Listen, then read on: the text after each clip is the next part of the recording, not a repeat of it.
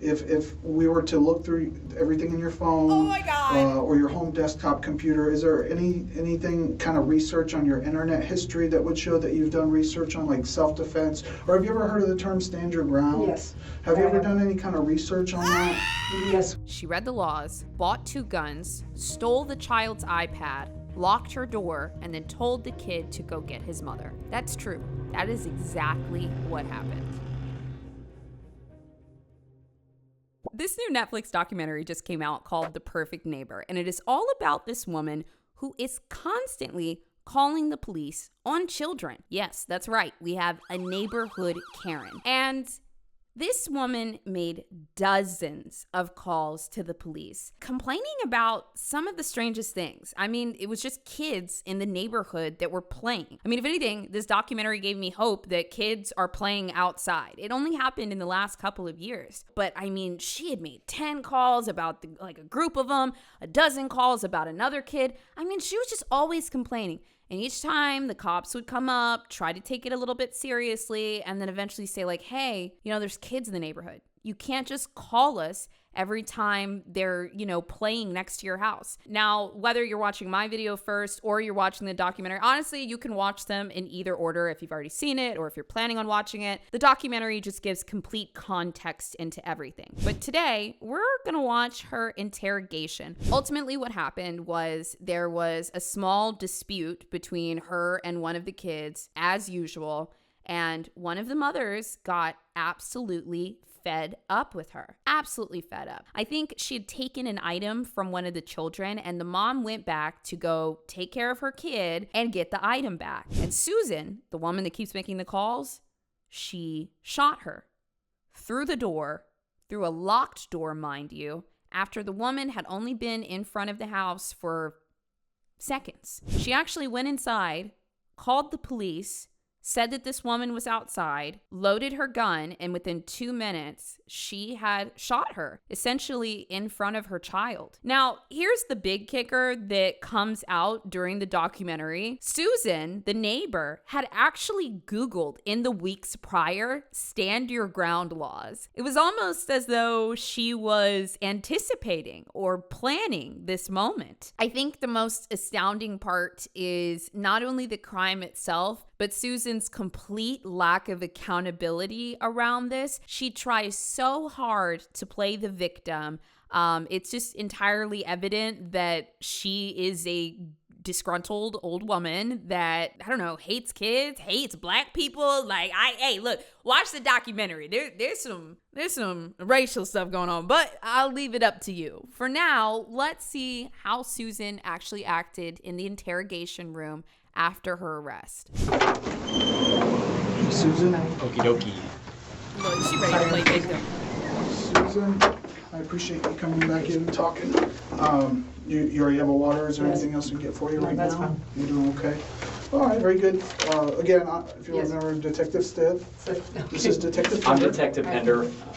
I haven't got a chance to meet you yet, but I'm looking forward to being able to speak with you. I work with Detective Stiff. We work together. I was learning different things, so... Okay, I'm already seeing a little good cop, bad cop. He's pretty straightforward with it, and he's pretty kind. As a lot of you guys know that watch interrogations, this is a technique so that hopefully she tries to lean towards one officer and give a little more information because she feels like he's, quote, nice. I'm just going to go ahead and let him cover what he needs to, and then I'll get a chance to meet you then, okay? Okay.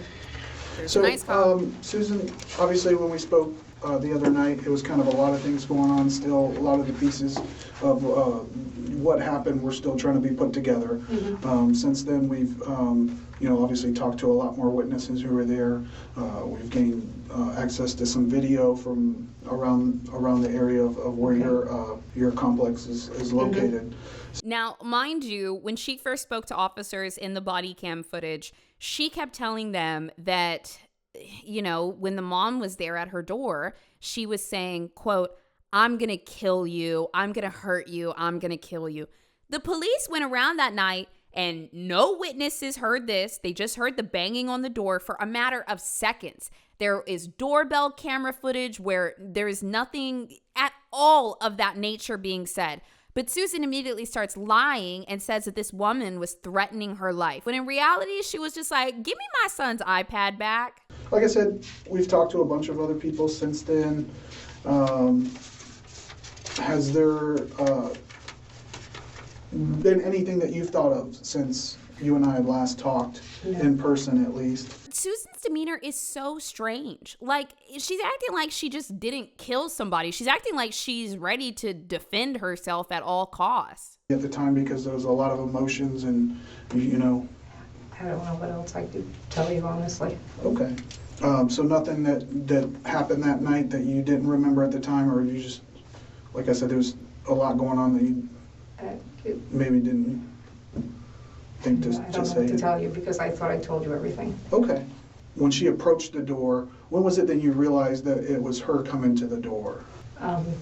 Because I said, who's there? Okay. How did you know someone was there initially? Was it because? It was a huge banging. Okay. You know, just pounding at that door. Okay.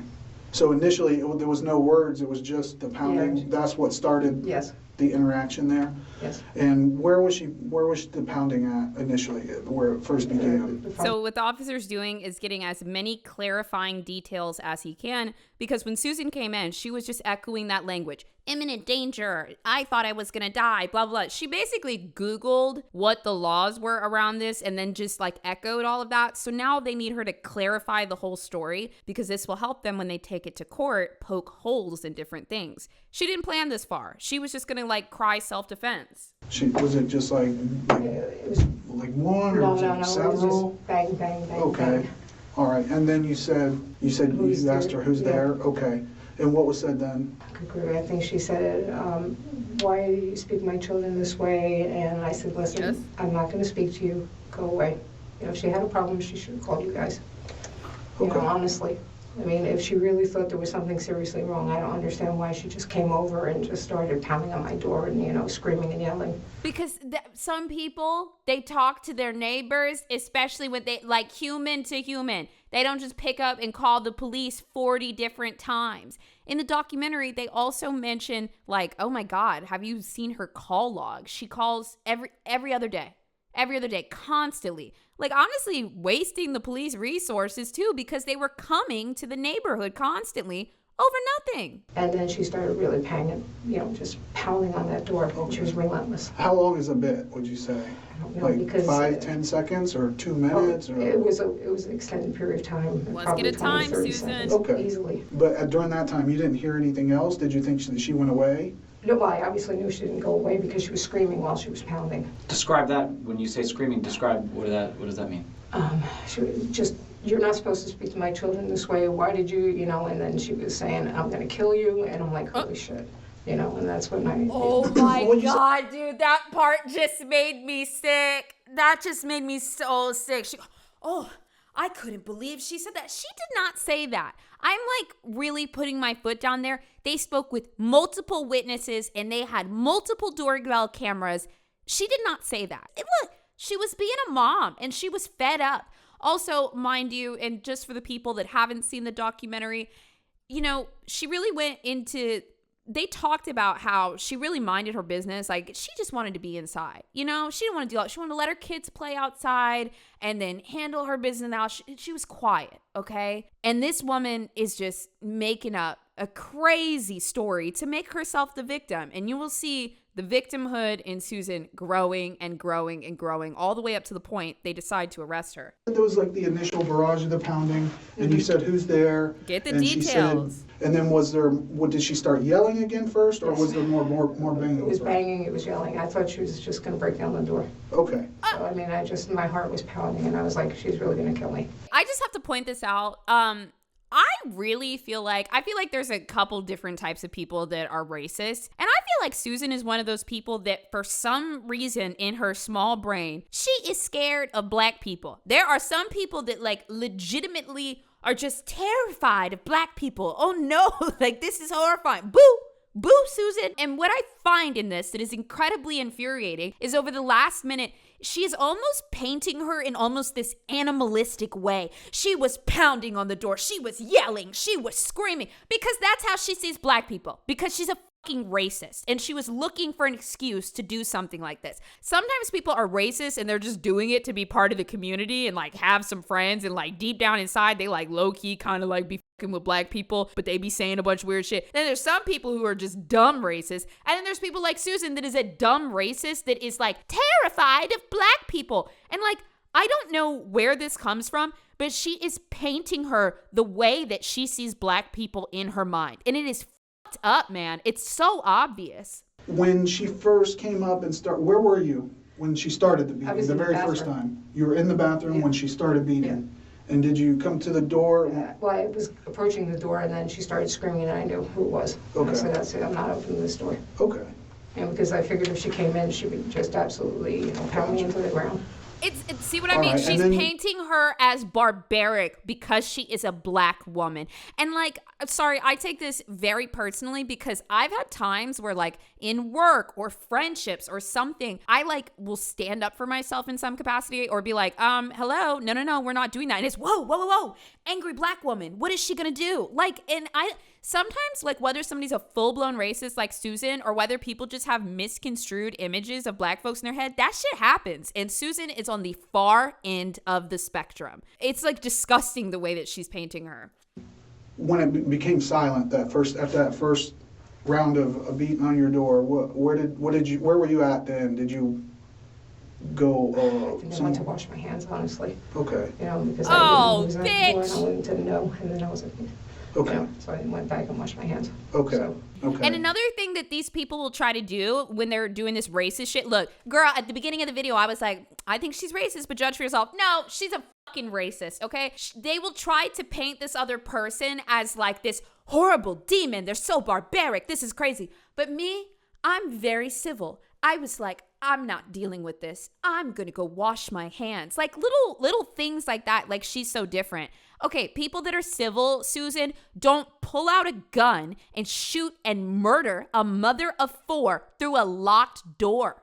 Bitch, you are crazy. You're crazy. I know we've kind of gone over this a lot, but I want to make sure now we're getting more like in order of things, because the first time we talked, it was kind of just like it all came out all at once. And now that you've had a little bit of time to kind of think about things that happened again and try to get it in a good order that things happen, because it's very important to be able to say, okay, this happened first, this will happen next, so that we don't get them confused or anything. I think it's great they're pulling out so many details from her. We get a sense of her demeanor, and then also, of course, she's going to mess up the story because she is lying through a lot of this. But I also want to point out that Ness in chat said, it's crazy to me that she just fired through the door without knowing who was there. Who does that? Well, yes, of course. But also, the child could have been right next to her.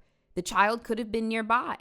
She did not care. She felt so righteous in her anger, which is a really scary thing. When someone feels righteous in their anger and their bias to believe that they can do anything and they will not be subject to consequences, that's a really scary person. And a lot of times these people are able to hide in plain sight until something like this happens. and then she just kept banging, I'm going to kill you, get out of here, and I'm like, I have nowhere to go. I mean, I was in the kitchen. Oh my God. I'm going to be crazy here for a moment, but I think that Susan just outed her own line of thinking. She said the phrase, get out of here. But why would Ajike say, get out of here to her? I think in her head, she was saying, I'm going to kill you, get out of here. Okay. I couldn't leave, I couldn't get out of there. I was like, Jesus Christ. And she was pounding so hard, the mirror on my wall was shaking. Okay, so that first, I'm sorry to go I'm back, so but that first scared. time that I she was pounds so on the door, how scared. long do you think that lasted before there was kind of the silence? I know you said she hit the door, you said who's there, and that what was it said? Probably 5-10 seconds she was pounding the first time. Okay. And then when it started again, how long, and I'm gonna jump ahead just a little bit, but we'll kind of come back. When she started pounding on the door again and saying all that stuff to the point where you fired the gun, how long do you think that lasted? 2 to 5 minutes. 2 to 5 minutes. I don't Oh, know, just wow. everything's kind of, it was 2 a to while. 5 I mean, it was a while. I He kept said, thinking, oh, okay, wow, you guys are gonna because show he up, knows you that's know, not 'cause I true. They've called already reviewed the earlier, footage. And no one was coming, no one was coming. I'm like, shit, I couldn't find my phone. And she was just banging and banging, screaming at me, telling me, I'm gonna kill you, I'm gonna kill you. I'm like, she's really gonna kill me this time. That's all I kept thinking. She's Nope. literally gonna. She's saying, I'm really going to kill her this time. I believe she had been thinking about this for a minute. When did you find your phone? At what point? After I shot her. I just started searching the house frantically until I found it, and I wanted to make sure that I called and said, you know, I shot, because I heard her go, ugh. I wanted to You know, make where sure was your I'm phone? honest. I think it was in my computer room. In the computer room? Okay. So the woman that got shot, what is her name? Ajike. AJ. Right, it's AJ. Yeah, Okay, and how long have you known her? I really didn't know her. I just, you know, she was a neighbor across the street. Okay, The so how long has she distancing. been a neighbor across the street from you? Help me understand that. A year and a half, 2 years. Also, here he is, year and a half friendly and cop. 2 years. And in that year and a half and 2 years, how many times have you guys been able to talk? We've never talked. It's more like screaming. No, okay, all right. So maybe the better word would be communicate. How many times have you guys been able to communicate in that year and a half or 2 years? 2-3 times. 2 or 3 times. And in those 2 or 3 times over a year and a half and 2 years, what were you guys screaming about? Were you guys Also, pay attention to that. Susan has the capacity to shoot somebody that she barely knows. She is scary. She would take her dog and walk it on my sidewalk to make sure it's shit on the sidewalk. And Yeah. I'm like, oh, I are don't you think kidding she me? did that. Yeah. You know, of all the places you can I don't think take it was her that animal, you're gonna intentional. come here. And Sure. She said, it's the only place my dog will go to the bathroom. Okay. I'm So- like, no, I don't think so. Okay, No. so you guys would have a disagreement regarding that, some screaming regarding the dog pooping where it shouldn't. What else would you guys communicate about in that 2 or 3 times? Then one time she was talking to the neighbors and she said, oh, that bitch over there is crazy. And I went, no, I'm not gonna, you know, sorry. I walked over, I said, what is your problem? I do believe she said that, but I would have said it too if you done called the cops on every kid in the neighborhood 40 times. And also, it's true. You are crazy. And she just went on a tirade. I have never heard someone scream like this woman. I was like, Jesus Christ. Uh-huh. And I mean, she exploded. And I'm like, oh shit. How long ago was that? 2 months ago. 2 months? 2-3 months ago. And then she was saying I called her kids all kinds of names. And I'm like, no, I didn't. And the more I said no, the more irate she got. Finally, I'm like, you know what, let me just back off, say yes, I'll apologize, and scurry away. You heard what Susan said, that, you know, they were accusing her of calling the kids names. I want you to just guess. What do you think she was calling the kids? She was hitting the kids with the hard R. Bold! I do say bold, but that just tells you how much everybody in the neighborhood was keeping it together. And also, if you haven't seen the documentary one more time, this was like a mixed race neighborhood. I saw black kids, I saw white kids, you see all kinds of kids. And she just out here dropping the hard R directly to a child. That's who Susan is. What kind of things was she saying that you called her kids? That I called them racial slurs, that I called them slaves, and that's never happened. I mean, I'm like, wondering, stop already, stop lying, you know? And I was like, You stop lying. What? I did call them retards once because they just kept coming and coming. I said, are you retarded? You can't read the sign. Okay. You know, how many times do we have to tell you you're trespassing, you know? That's a little tactic that liars like to do. You probably saw this with your ex-boyfriend at some point. They'll give you a half-truth and then be like, look, I'm being honest. They'll tell you 25% of what they actually said or did, but they'll lie about the other 75%, but try to convince you because you got that little morsel of honesty. They admitted to the lesser bad thing that they're being truthful. No, there is something behind the boulder, sister. Now, all these kids nowadays, they have tablets and phones and stuff. Are you, I mean, you can tell us the truth. I mean, it's just us in here. I think we were looking at different videos and people were telling us about, we spoke to everybody in the neighborhood separately. Was there other times when you got frustrated or something with these kids and you've said something else that we're not talking about? I mean, have you said other words to them or something about middle fingers or something? Tell me about that. It wasn't at the kids, it was at the gentleman. Who's the gentleman? I only know him by his name, Sapito. So, okay. So he's a guy, he gets all the kids together, so they're screaming and yelling and they're doing all this crazy stuff and... You flipped off Sapito? Mm-hmm. What is the crazy stuff that Sapito has these kids doing? Tell me about that. He used to ride a four-wheeler. Uh-huh. And he would come around the house. And I'm like, what the hell are you doing? Then he'd have the kids on the back, no helmets, no nothing. And I'm like, stop already. The one time I went She's out a miserable there, he ass almost hit me. bitch, dude. He's like, missed you. Jesus Christ, really? And I'm like, I just can't deal with it. I have an injury right now. I have an aneurysm on my left kidney artery. If he hit me, he'd have killed me. I think that Susan actually loved the drama. Mind you, she lived in this neighborhood for 3 years, okay? She was a renter. At any point, she could have decided, oh, hell no, I hate this. I'm gonna move out. But she stayed there for 3 years, calling the cops, playing victim, yelling at the kids, saying, get off my lawn. She liked it. To an extent, she was a little bit addicted to being the angry woman that felt righteous and was yelling at kids. I think that she enjoyed it because otherwise she would have moved. I said, one of my friends was murdered when I was very young, and she screamed. She was bound and gagged, and the guy thought he killed her, and she screamed. And so every time those little kids scream, I keep thinking of my friend Elizabeth. Tell me about that. Whoa. Bitch. So, and I asked him, I said, Peter, please, these kids screaming like this, it's triggering me. I don't want to hear this, And he's like, you're full of shit, you're a liar.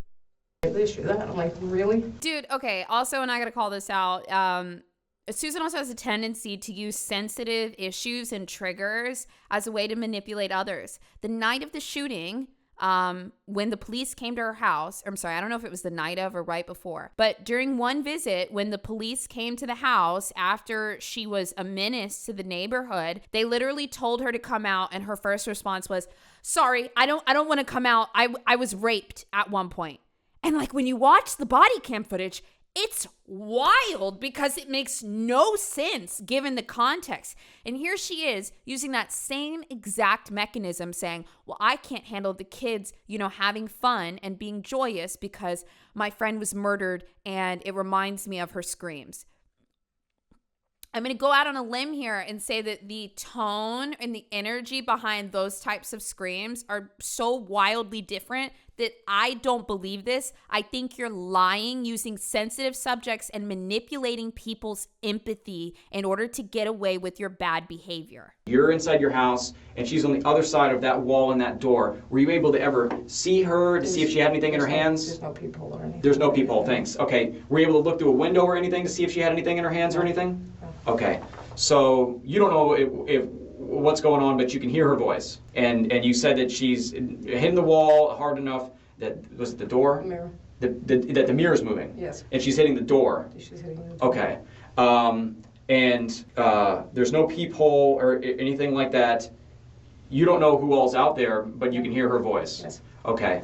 That's so... What made you shoot that spot on the door? It sounds like you had some experience with the gun, so bring me to that moment where what happened? I grabbed the gun, I was shaking like a leaf, and the more she bounded, the more she screamed. I was like, stop, stop, stop, go away, move away. She wouldn't move away. Finally, I'm going to kill you, and that was the last time, and I just fired the weapon. That's another fraudulent slip. That was the last time. This was the last time. She was waiting for it. She was like, fine. Personally, I think that Susan was like, this is the chance to do what she had been thinking about for a long time. If you don't believe me, I'd like you to ask yourself, do you think that in that moment, Susan was more angry or more scared? I think that she was angry. And if there was any fear there, I think that it was her unconscious bias towards Black people. Something that caught my ear, like when we were talking earlier, you had mentioned the words, and I asked you to repeat it because I wanted to make sure I heard you correctly.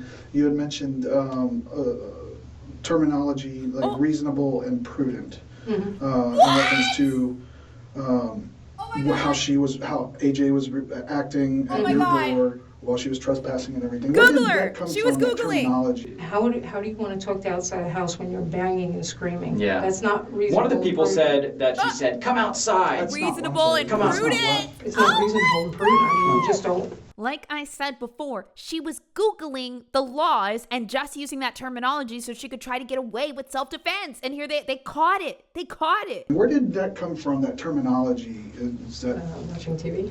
watching TV? Okay. Like documentary stuff or like what? Probably just crime shows and stuff. Crime shows? Okay. I have never heard.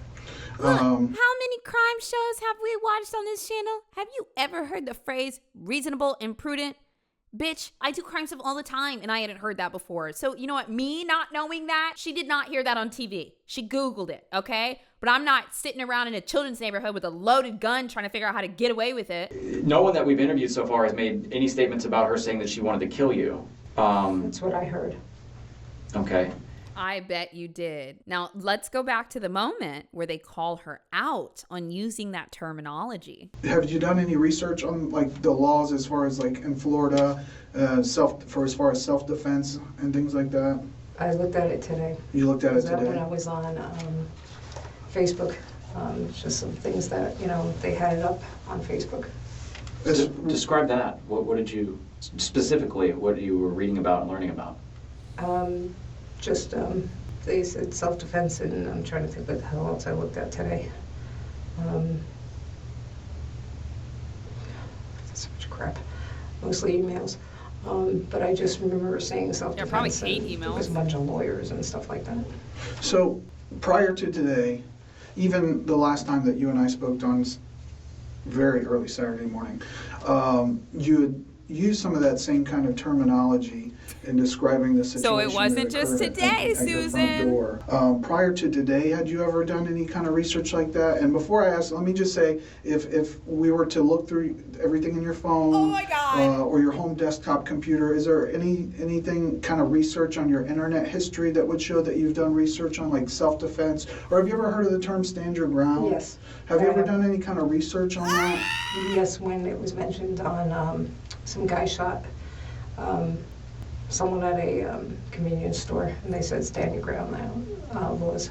I feel like that moment she just described where, there was like a shooting at the convenience store, which I wonder if that's that really popular case. Some of you guys might know which one I'm talking about, the two guys in the truck. Or there was another one at a convenience store too, but I believe that's where she originally got the idea. So nothing recent that would be on like your internet browser history? I just looked it up today. Right, but I mean other than, basically before this incident occurred at your door, but we're not talking like a couple years ago. We're talking about within the last few months, would there be, because your internet browser, even if you delete it or you go on private browser, if we take a look at those things, because we did go through your phone, the judge ordered, signed an order for us to be able to do that. He agreed that there was reasonable enough evidence to be able to do that. Okay. So if that were the case, if we were just to look through that, would there show anything that you were looking up, stand your ground or self-defense laws in Florida on the internet? I don't know, I look up tons of stuff. Is it a possibility that you looked that up? Could have been, I don't know. Okay. I look up, I just, and the when I reason read I ask is articles, I'm I trying just to- go and see why the laws were, so I want to know why, like if they have an article, what happened in the situation, what, Well, Susan, I think you know the reason why I'm asking that question.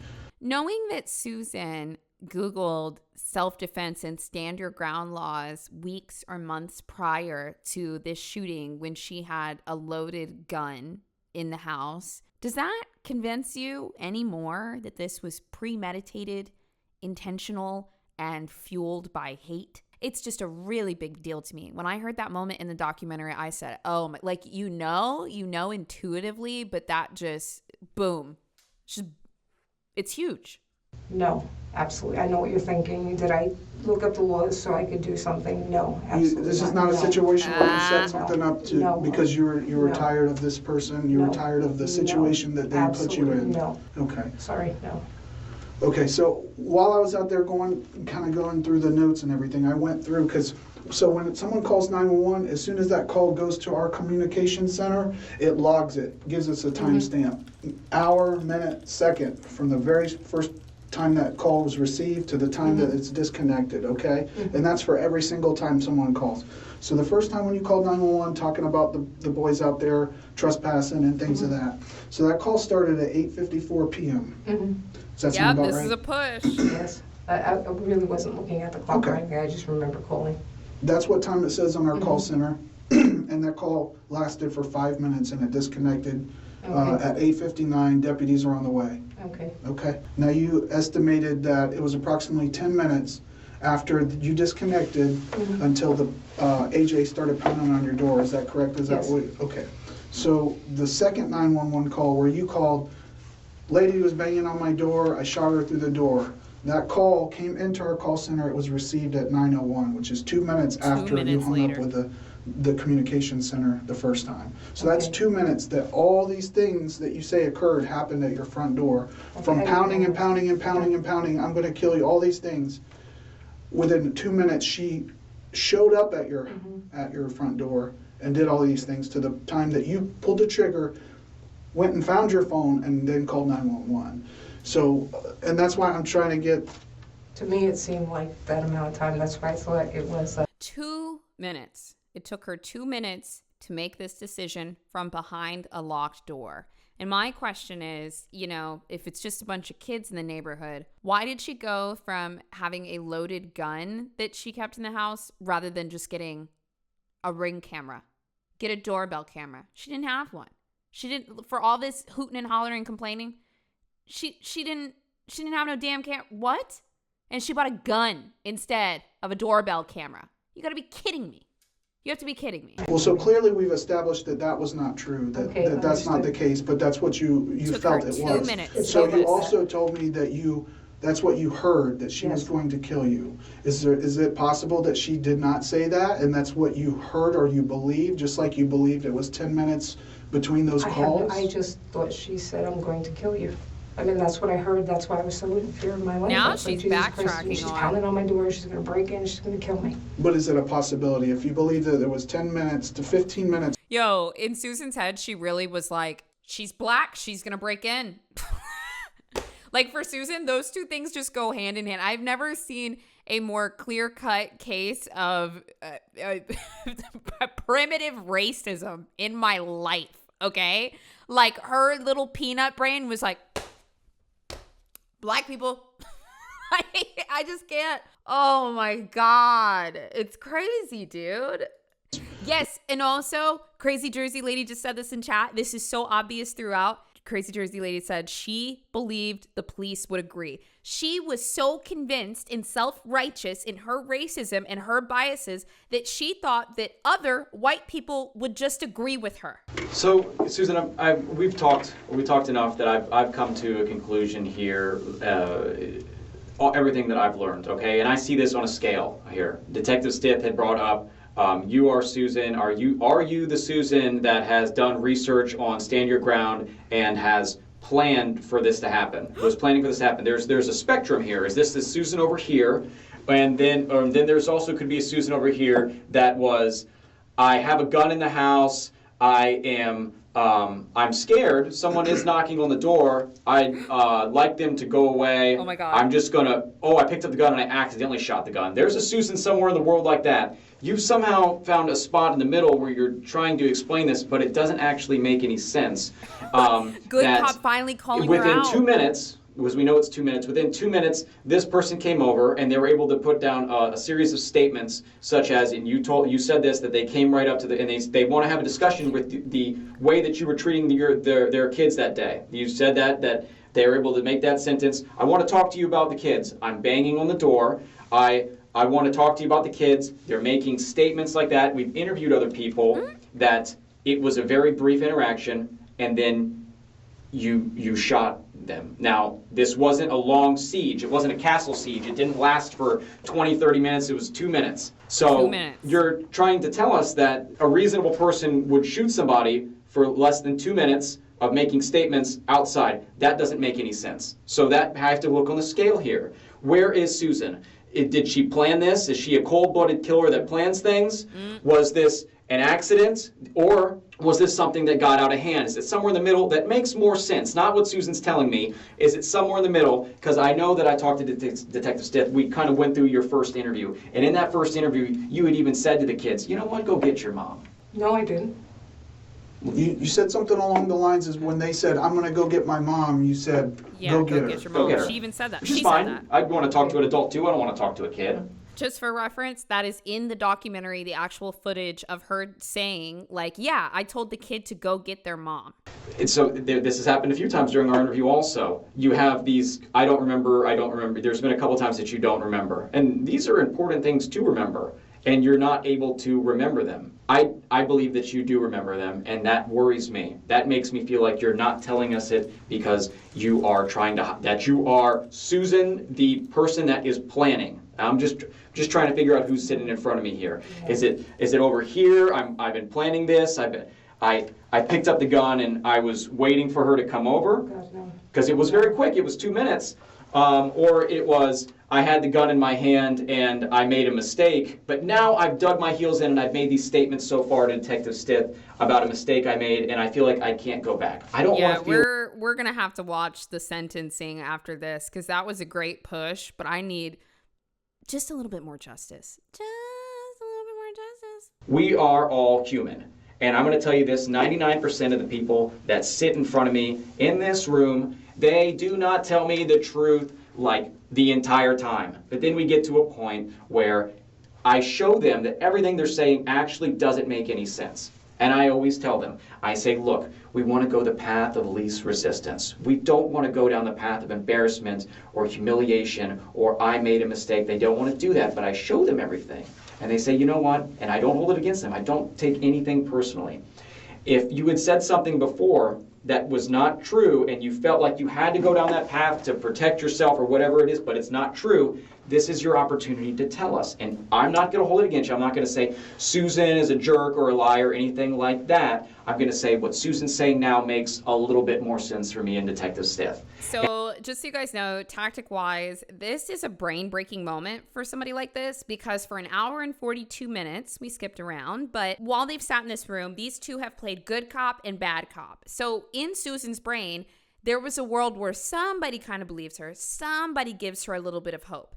And literally within moments, like honestly, it was about like 2 or 3 minutes in this interrogation, he flips and he pushes her. And this is a lot of time where we see more characteristics that are less controlled in criminals that are being interrogated. So let's see what she does after that push. Kat said she read the laws, bought 2 guns, stole the child's iPad, locked her door, and then told the kid to go get his mother. That's true. That is exactly what happened. All I wanted her was to go away. I just, I felt she was going to come through that door and kill me. I'm sorry, that's what I felt. I just felt she was going to come through the door and kill me. We're trying to give you the opportunity to try to explain some of these discrepancies in the story, the things that don't really add up or make sense. And you maintaining that you were in fear for your life. Yes. It just doesn't make sense. And I feel like at this point, today you really haven't, and I'm not judging you, everybody processes things differently. So I understand that. But you haven't really seemed remorseful for today, at least, for what had happened. Oh God. It just makes me sick. I don't know, I can't take it back. It's transpired, it's in the past. Not a single mention of this sentiment for over an hour. After talking to you for several hours on Saturday morning and then today, Are they gonna say I feel that there was a level of fear, but from everything I've seen, it doesn't rise to the level for you to justify shooting through a closed door. Closed locked door. And with a firearm. Yep. Okay, and I think you know that wasn't reasonable what you did. I felt so terrified.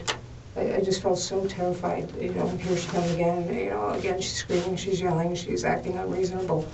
And she's acting unreasonable. People just love to put that on black chicks. Oh, she's just being crazy. And actually, honestly, it just happens to women all the time, if I'm being real. Like, I know this case is a little bit more racial, but I think a lot of people resonate with, like, it's very easy for somebody to try to paint our actions as unreasonable. She's being crazy, blah, blah, blah. Like, it's so sickening to see her do this when she's the crazy bitch with the gun behind the door. And that's the last thing that Susan wants to be called, a crazy bitch. But that is what a crazed, murderous bitch.